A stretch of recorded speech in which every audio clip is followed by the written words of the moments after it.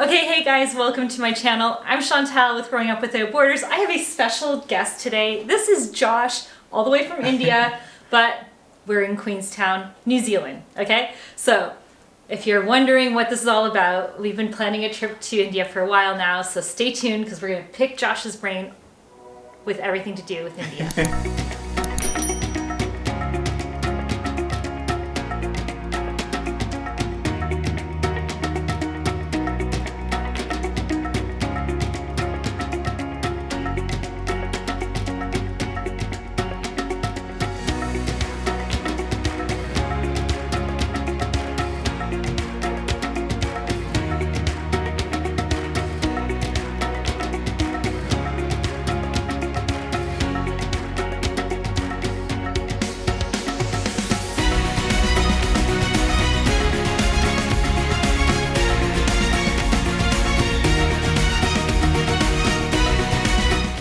Here today. Thank you so much. First of all, I really appreciate you taking the time because this is going to be a really fun conversation all about your country. Amazing. So let's first tell everyone who's watching where you're from in India. I'm from Bangalore. That's the south part of India.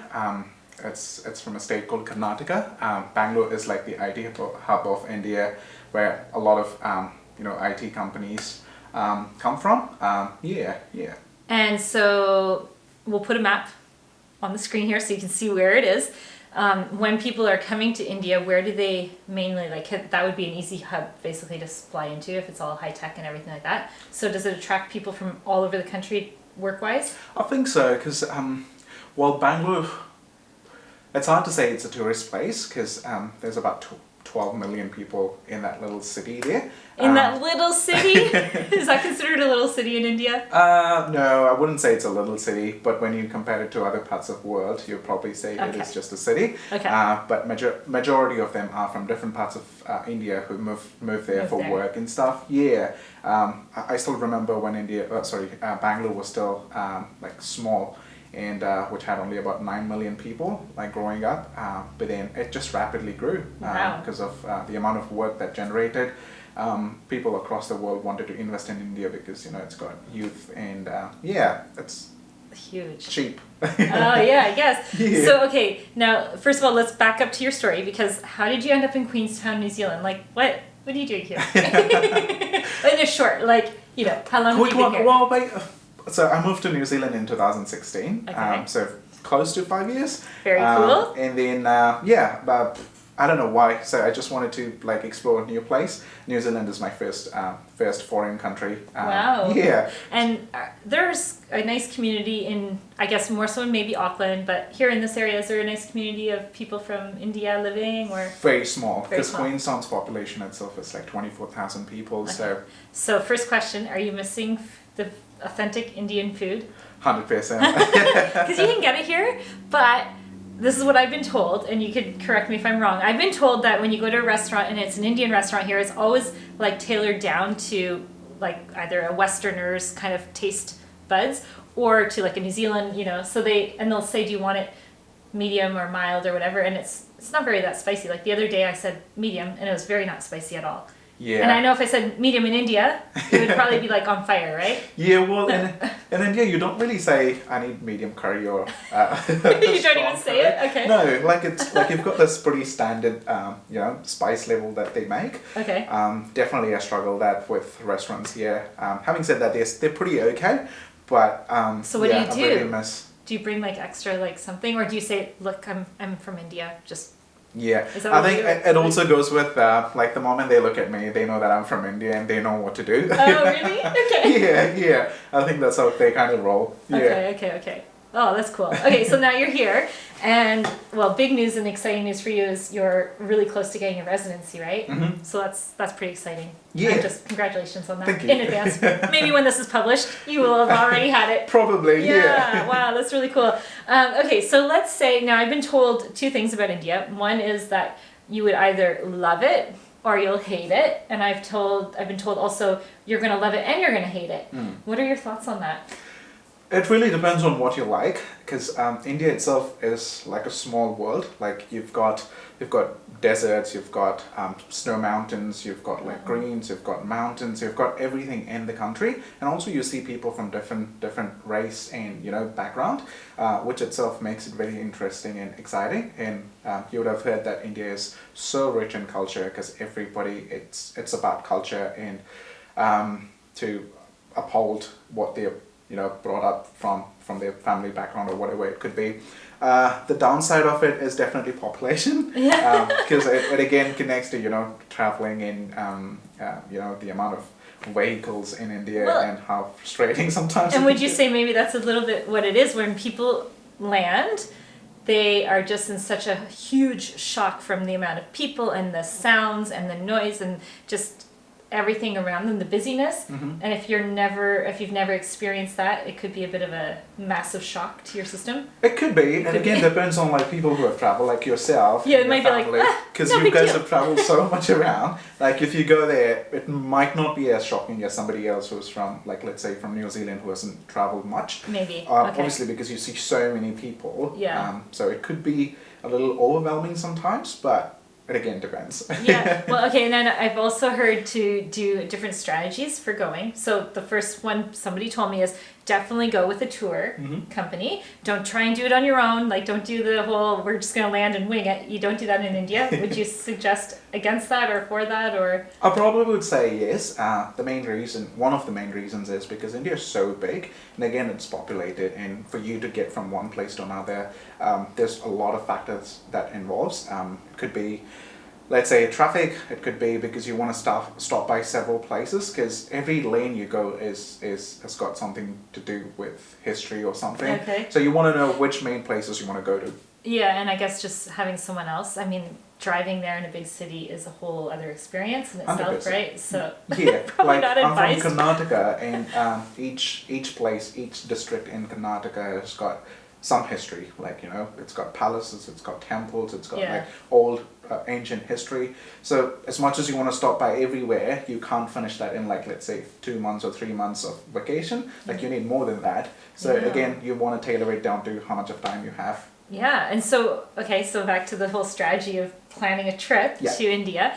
My one friend said there's two ways to do it. You can either go land in, let's say, New Delhi and start with all the crazy busy and then kind of wheeze your way into like the more relaxing, or you can do it the other way around. You start relaxing and then kind of build up to come to the bigger city. Yeah. So is there a suggestion that you would say do this first, then do this? Or like a lot of people, like if you were doing, let's say, 1 month in India, if you could just go anywhere, what would you suggest to do? I think 1 month, personally, I think 1 month is short. It's short? So, yeah, no, totally. We'll go for 4 months, forget about it. Is that what we should do? Yeah, you should definitely. Oh my gosh. Because you've got 1 month, you better plan where you want to go. Yes.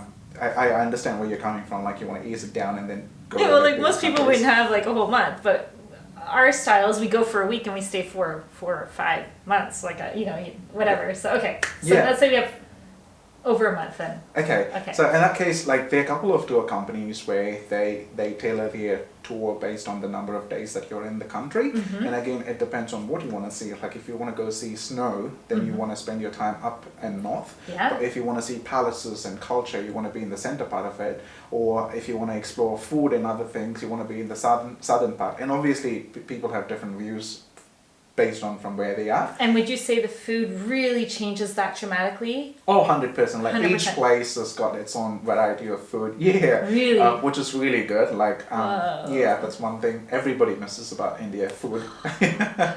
Wow. Okay, so maybe what we should do is plan a map of India with food, the different foods to try in the different areas. 100%. And plan it that way. Like when we're going here, this is what we're after.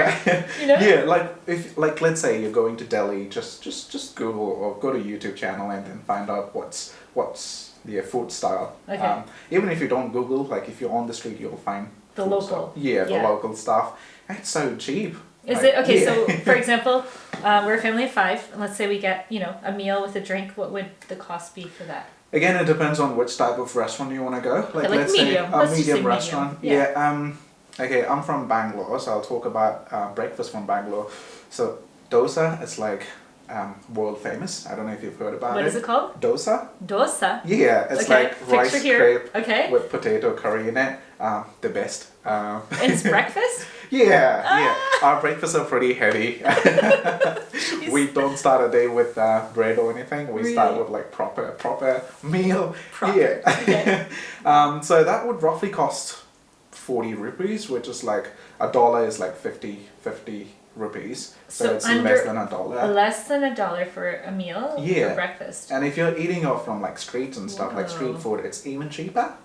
Wow. Yeah. Wow. So you just carry like $100 and then you get to try everything. A lot of different this stuff. is going to be a real good food trip, I'm sure. Yeah, 100%. But one advice I would say is carry your water bottles. Yes. Drink hot water. I'm not saying India's water is unhygienic. It's just because you're like drinking water which is from, like a country like New Zealand. Like when I went to India, I myself was careful from the water that I was drinking. 100%. Well, you do that in a lot of countries anyway, because your systems aren't used to maybe their water, or even talking about like bugs, bacteria, whatever. Sometimes we're just not immune to it. We've never been exposed to it. And so, and whereas they could do it, no problem, they drink it, no problem, right? Yeah. So, 100%. We're used to that. All good. What about street food? Can you just eat street food pretty much anywhere? Is it pretty okay? I think so. As long as it's cooked. Yeah. It's germ free. Usually if it's like busy, if you go to a place and it's busy and the locals are there, those are the places you want to hit, because the turnaround's fast. Totally. The locals trust it, so you're good to go. Totally. Right? Yeah. That's how we usually gauge our, that must be good. Okay, all right. And so I've heard like people who have told us before, they're like, oh, definitely go to Goa because that's like the most beautiful area and beaches and everything like that. But is it really authentically like feels like India? It must, right? But it's just like a different feel, right? Yeah. Like each state when you go, or each place you go, it's different. The culture itself is different. You would see people dressed differently, speaking different language. There are like thousands of languages in India. What did you grow up speaking? Canada. Canada. Not Canadian, eh? Not Canada like Canada. Canada. Okay, say a couple words for us. Like, how do you say, oh, hello, how are you? So probably I would say, Hegidira, which means how are you? Hegidira. Hegidira. Hegidira. Hegidira. Hegidira. Yeah. And Nana Hesaru? Nana Hesaru? Chantal. Nana Hesaru. It sounds like... Hesaru. It sounds like Nana Hesaru. Hesaru. It sounds like Jesus, like Spanish. Hesaru. Nana Hesaru. Chantal. Oh, that's so cool. My name is Chantal. Yeah. Yeah, so awesome. That's my mother tongue. Okay. And then you spoke English as well growing up? Yeah, so I went to English medium school. Yeah. So we've got government school and English medium school. Okay. In government school, they teach you Kannada as your first language. And in English medium, it's generally English as your first language. Yeah. And you learn your mother tongue and then Hindi. Okay, as well. Yeah. So you speak 3 languages? That's amazing. Yeah, I can speak other 2 languages as well, which is Telugu, which is our neighbouring state. Okay. And also I can understand Tamil and speak a little bit of it, Wow. but not a lot. Yeah. Do most kids growing up, do they speak like 2-3 languages like you've learnt as well? It depends, because Bangalore, again, I said that it's like the IT hub of India. You have people from different parts of India. So you kind of hear it's your friends. Generally your friends are like, they speak different language, so you kind of go into it. Yeah, I guess that makes sense. Wow. So they would put the world to shame when, you come from different countries and people grow up with one language, Yeah. It's just amazing. Now, how many languages or dialects would you have there? Or actually, a lot. I just don't want to give wrong numbers, but they're definitely a lot. Comment below. Okay, so if you're watching from India, let us know, first of all, what language it is, because I have no idea. That's why I can't wait to go, Yeah. We do these geography classes with the girls, and at first I was like, oh, Josh would be a great guest on our geography made fun classes that the girls teach, and I'm like, but we haven't been there yet, so it's gonna be really hard to do anything. So I'm like, we'll have to do part 2 with you in one of the videos when we come back. But, totally. so cool. Okay, so now back to our trip. So let's say we started in New Delhi. Let's say. Okay, then where should we go? So I think from Delhi you've got something called triangle trip. I've heard of that. Yeah, so I only got to know when I decided to travel a little bit of India. It's efficient and you know where you're going and you kind of can cover most of the places. So it's easier to go to Jaipur, Agra and all of that stuff. Yeah. Cool. And then I guess you could do it also where you do different trips, different times. So if you could go to India a few different times, you could go here to Kerala, then you can come back, and then you can maybe go to the Goa that I was saying, then you can come back, and then, right? You could do it that way as well. You could definitely do like splits. Like if you go to Delhi, which is pretty much the center part of it, you can kind of do that triangle trip, which could probably take about 6 days or 7 days. And then you could go to south, where you could do Kerala, Goa, and all of that, because it all comes in kind of together. Yeah. And then you can also do north. North is beautiful. There are parts of India which pretty much looks like Queenstown. Like if you go to Himachal Pradesh and all of that. Can you guys see our background? I tried to aim it to show. That's the Remarkables behind us, you guys. I don't know if it's showing up in the video correctly, but so it looks like this. Pretty much most of the places. What? And also there's like ski resorts in India. So if you're into it, you should go. Yeah. That's amazing. Well, not a lot of people know about that, you know? You don't think of India skiing. You just doesn't really go hand in hand in my head. All right, so what else should we do when we're there? I mean, should we definitely go see, like, once you've seen one temple, should you go see many temples? That is again different, and like temples in India, it goes way back, you know, to kings and, you know, rulings and stuff like that. I would definitely say go and explore wildlife in India. We've got a lot of zoos and forests, especially like I'm from South, and there's this place called Masinaguri, where you get to stay in the forest. Oh yeah. And Did you see tigers? Yeah. I went to Masinaguri, and then just about 10 minutes before we arrived to this place, there was a black panther which passed by the door, and then we could see like footprints and stuff. It's a real cool experience. I would highly recommend. It's kind of like the South Africa kind of places we stayed at, or in Botswana, where like you're sleeping and you have to be in at a certain time of night. Is it like that? Yeah. They take you on like night safaris where you actually get to see animals drinking water. It's a really cool experience. Yeah. Wow, that sounds really neat. Yeah. And then, Julia's looked up a whole train tour. Yeah. And that looks amazing. I didn't see the photos until like literally days ago. Yeah. And she was showing me, and you get on a train, you sleep on the train. Were you there when we were showing the video? Yes. Okay, this is like my first time seeing it. Yeah. And I was just like blown away that you could like travel the whole country by train and go to all those different places that you're mentioning. Yeah, I myself didn't know about it. No, it's crazy, no? Yeah. Okay, it must be like only for tourists kind of thing, or tourists within the country, right? But it looks really cool anyway. Yeah. So I don't know what we're going to do, but if you're watching and you have some suggestions or some ideas, let us know, because it's always good before we go that we kind of have an idea as to what to do. Yeah. But anything else you want to add in? 100%. Like, I think those comments would definitely help. Like, I think so. I know very little, like whatever information that I've shared is very little from, you know, what exactly India is made up of, but definitely the comments might help you. Okay, so really fast, back to food. What are some of the top foods, like even if it's just from your area, that we should absolutely not leave without trying? Oh, it's so much. If you're talking about breakfast, start from dosa, idli, vada, bisibelebath, which is the authentic Karnataka breakfast. Okay. And then definitely try biryani. Like that's like a proper main course.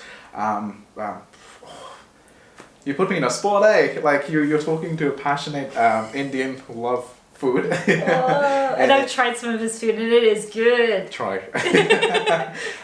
But the best way is try thali meal. Okay. Thali, basically, they bring you like massive plate of different kinds of food, like in small portions. Okay. So you get to try different kinds at the same time. Yeah, that's nice. Yeah, pretty much like every part of India you go, they must be having thali meal. So yeah, try that. Okay, cool. I think this is going to be like a foodie tour. I think it's going to be all a foodie tour. Yeah. I think we'll just make foodie tour, temple tour, and then let's talk about how we should dress. And depending on what time of the year we go, it might be extremely hot. Yeah.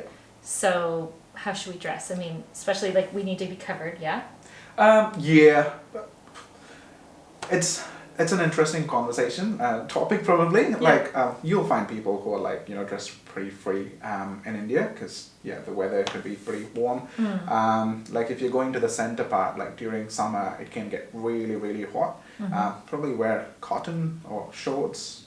Yeah, it really depends. Okay, loose. That's why you see so many people wearing like very loose and flowy outfits, just because it must be just so hot that you need to, right? Yeah, and you can just go and like buy buy clothes from there. It's I think so that's what we're cheap. gonna do. I think we're gonna just show up with like maybe one little backpack and just buy our clothes. Unless we're traveling through, like if we're leaving here, we're gonna be heavy with all this stuff, and that's gonna be like just impossible and hilarious if we do that. Yeah. Probably not a suggestion to do. But yeah, this is gonna be really fun, really cool. And then dress the part, do the part when you're there, right? And Totally. You just blend in. That way we blend in. Like our girls will not stick out with blonde hair at all, right? Yeah, no, totally. Hey, like we've been in other countries where we've had people from India come up and ask to take pictures with their girls. True. Yes, it was so funny. I'm like, sure. Yeah, like the amount of love that you would experience, you might like feel overwhelmed. It's just Really? like, people just love tourists in India. And I guess it depends on where you go, right? Yeah, and they're very hospitable as well. Yeah. Don't be surprised if somebody like, do you want to come home? Like, would you like a cup of coffee or something? Oh, yeah? Like, sure. We're the kind of people that will go with the flow, and we'll probably go into your home if you do ask us to come in. Yeah, I'm sure you'll find like really great people. You might even become friends with them. Yeah. Oh yeah, 100%. Oh, that's so cool. Okay, anything else you want to add in? Any nuggets? In case anyone else is planning a trip to India and they're watching? Not really. Just enjoy. Like I know there are a few people who say that it can be a very scary place to travel, but it's not all the time true. Yes, there are like a few cases like that. But just explore. India it's a massive country with a lot of culture. People love visitors, and explore food, and that's pretty much it. Awesome. Well, thanks so much for joining me today, Josh. That was really cool. I really appreciate you taking the time. No, thank you so much. It was for really having fun. me. Make sure you guys comment below, and we will see you in India. Bye. Thanks, Chantal.